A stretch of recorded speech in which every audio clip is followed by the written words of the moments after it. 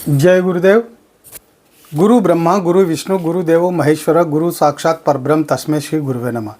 ओम बालार्क मंडलाभासां चतुर्बाहुं त्रिलोचनां पाशांकुशवरा भीतिर्धारयन्तीं शिवां भजे। या देवी सर्वभूतेषु मातृरूपेण संस्थिता नमस्तस्यै नमस्तस्यै नमस्तस्यै नमो नमः। प्रिय दोस्तों नमस्कार। सिद्ध साधनाएं चैनल पर मैं आप सबका हार्दिक स्वागत करता हूं, अभिनंदन करता हूं। आशा करता हूं आप राजी खुशी से होंगे, कुशल मंगल से होंगे। आप सबकी कुशलता की कामना मैं माँ भगवती से, माता महाकाली से हमेशा करता हूँ।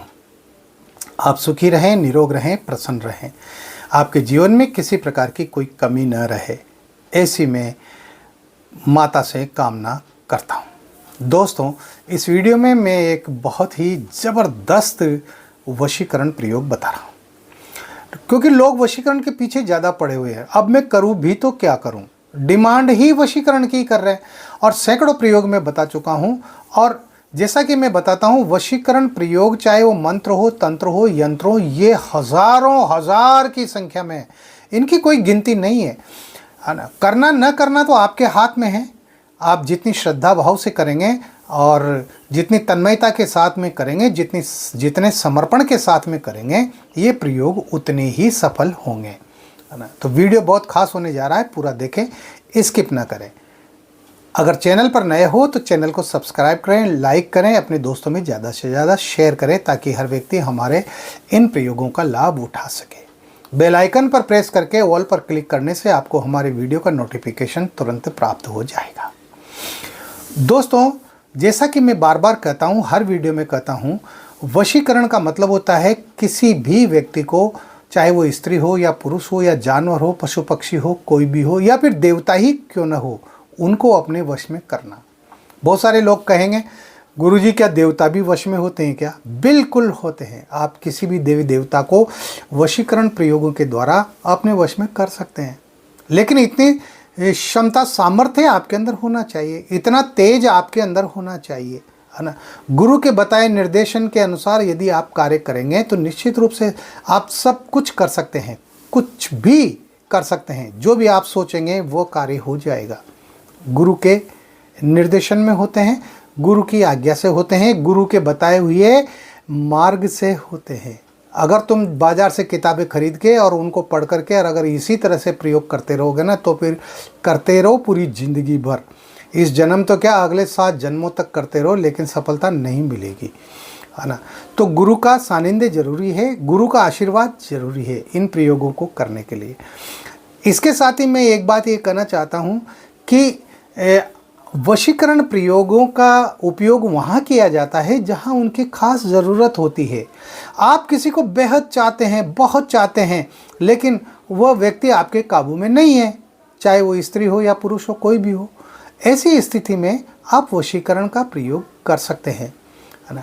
लेकिन अगर आप चाहते हैं कि किसी महिला, खूबसूरत महिला का जो है मान मर्दन करने के लिए, उसके शील को भंग करने के लिए, उसके सतीत्व को भंग करने के लिए, उसके कौमार्य को भंग करने के लिए, उसके बदन से खेलने के लिए, यदि आप इस मंशा से, इस विचारधारा से यदि आप वशीकरण प्रयोग करेंगे तो उसका आपको नुकसान उठाना पड़ेगा। मैं बिल्कुल सत्य कहता हूँ, है ना। 2 लोगों को मिलाने के लिए वशीकरण किया जाता है। पति पत्नी है, अब उन दोनों में बिछोह हो गया, उन दोनों में लड़ाई झगड़ा हो गया, वो दोनों एक दूसरे से दूर रहने लग गए। अरे उन दोनों को मिलाने का काम करो, ताकि उनकी गृहस्थी वापस जो है ठीक हो जाए, अच्छी हो जाए, उनके बच्चे परेशानियों से बच जाए। तो वशीकरण का प्रयोग करना चाहिए। 2 प्रेमी हैं, है ना, अब उनके घर वाले उनको आपस में मिलने नहीं देते, लड़की के ऊपर पाबंदियां लगा दी है ना, उसको घर से बाहर नहीं निकलने देते। ऐसी स्थिति में आप वशीकरण मंत्रों का, यंत्रों का या तंत्रों का प्रयोग कर सकते हैं, है ना। तो जहाँ ज़रूरत हो वहाँ पर ही वशीकरण मंत्र हो या यंत्र हो या तंत्र हो, उसका प्रयोग किया जाना चाहिए।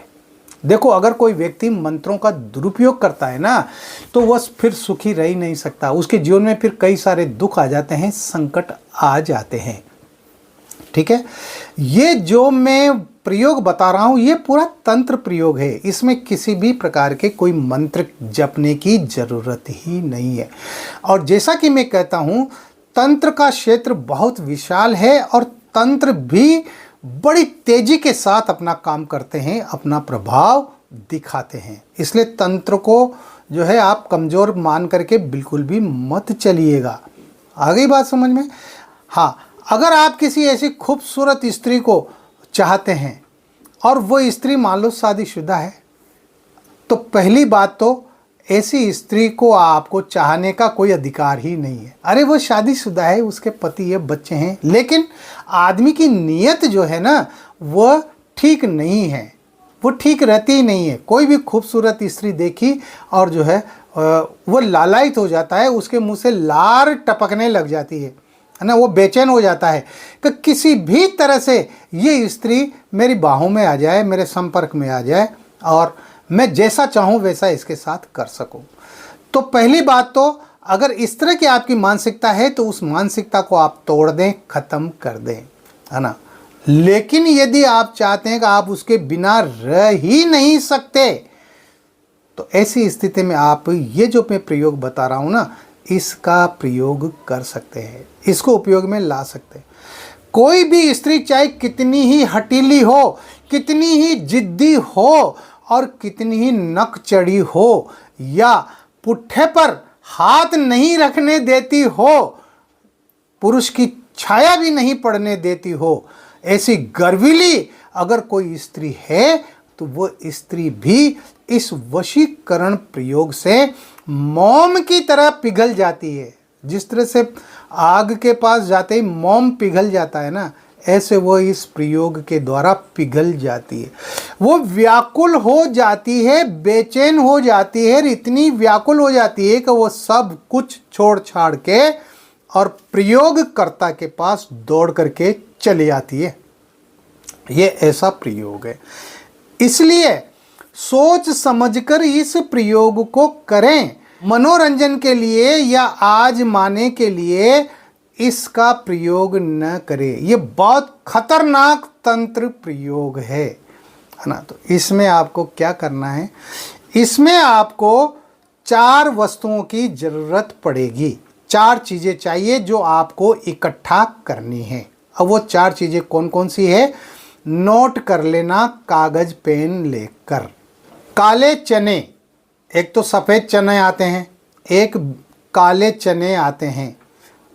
30 काले चने लेना है शनिवार के दिन, है ना। तो शनिवार के दिन गिनती के 30 काले चने लेकर के अपने पास रख लेना। इसके साथ ही आपको 30 इंद्र जौ लेने हैं। इंद्र जौ मिल जाते हैं पंसारी के यहाँ। एक तो सामान्य जौ होते हैं, धान होता है ये, एक तो सामान्य जौ होते हैं, वो नहीं लेना। इंद्र जौ आपको पंसारी के यहाँ मिलेंगे। तो 30 इंद्र जौ आपको लेना है। एक आपको लेना है गाय का दांत। तो अगर कोई गाय मरी हुई आपको कहीं दिख जाए, उसका कंकाल, तो उसका एक दांत आप प्राप्त कर लें। गाय को मारना नहीं है कि गाय को मार करके और उसका दांत निकाल लो। ये कुकर्म कभी भी मत करना, ये पाप कभी भी मत करना। मरी हुई गाय होना चाहिए, उसका कंकाल पड़ा हुआ हो, वहाँ से उसके मुंह का एक दांत, कोई सा भी एक दांत आपको लेना है। इसके बाद आपको एक वस्तु और लेनी है और वो वस्तु है मनुष्य का यानी पुरुष का दांत, नर का दांत। ये नर दांत आपको कहाँ मिलेगा? हाँ, क्योंकि आदमी मर जाता है तो मरने के बाद भी उसका दांत तो आप निकाल नहीं सकते और उसको जलाने के बाद में भी आप उसको प्राप्त नहीं कर सकते, क्योंकि वो तो जल के राख हो जाता है ना। आप जाएंगे दांत के डॉक्टर के यहाँ, डेंटिस्ट जो होता है दांत का डॉक्टर, आप उसके यहाँ जाकर के और नर का दांत यानी पुरुष का दांत आपको चुरा करके लाना है, उससे मांगना नहीं है। हाँ, तो अब ये सारी क्रिया आपको कैसे करनी है, कैसे लाना है, ये आप अपने दिमाग से सोचना, ये आपके ऊपर ही छोड़ता हूँ।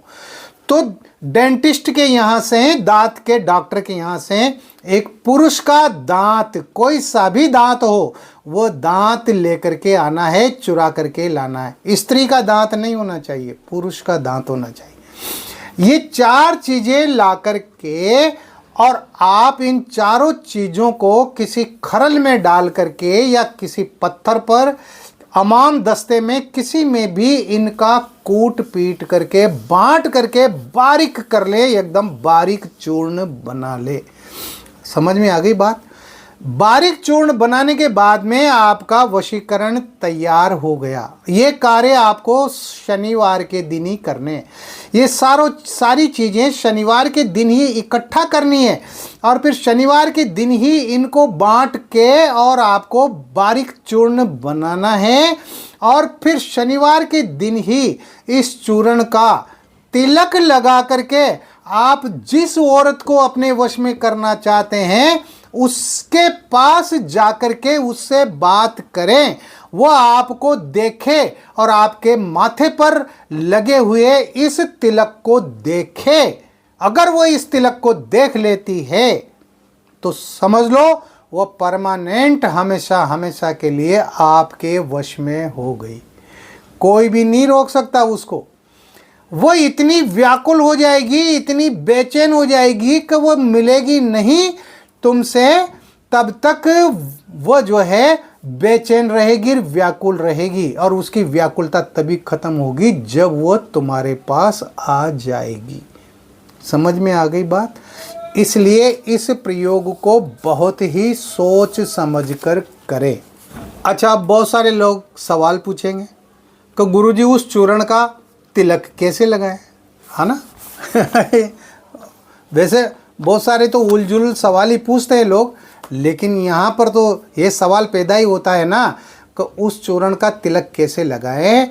तो चमेली का तेल लेकर हथेली पे उसका वो चूर्ण थोड़ा सा उसमें डाल के चमेली के तेल में मिला करके और फिर तिलक लगाना है। समझ में आ गई बात? हाँ, इस तरह से ये प्रयोग है।